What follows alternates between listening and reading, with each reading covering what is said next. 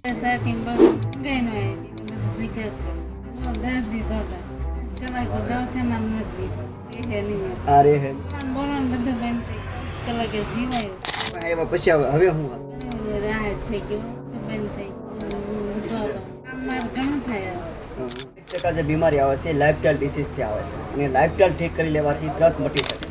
ઘણા બધા લોકો એવા છે જે ખોટી એલોપેથિક દવા લે છે. હું તમને લાઈવ પ્રૂફ દેખાડું. બરાબર, આ બેનનું નામ છે દિનુબેન. દિનુબેન, તમારું ગામ કયું?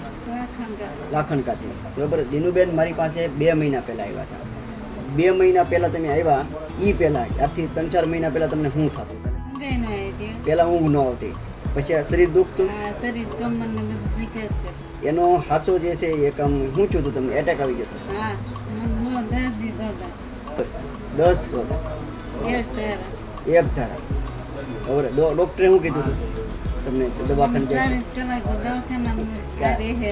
આ રહે નહીં, બસ છે નહીં એમ.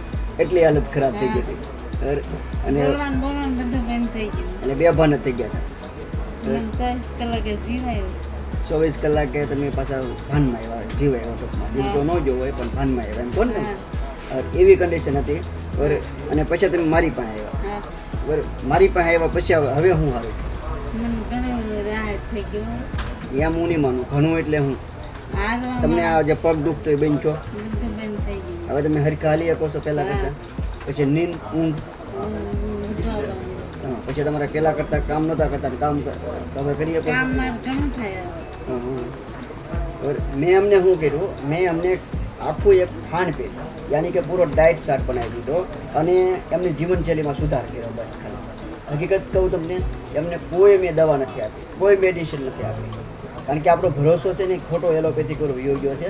બાકી જો આપણે ખોરાક ઉપર ભરોસો કરીએ ને તો જો આ બેન ખાલી 2 જ મહિનામાં, ખાલી 2 જ મહિના છે ને, પેલા અવાજ ગળામાંથી નીકળતો જ નહીં. 2 મહિના પહેલાં મારી પાસે આવ્યા ને,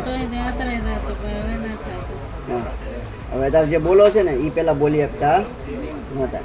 બરાબર, આવું બધાને મટી શકે જો ખાલી ભરોસો કરવાની જરૂર છે.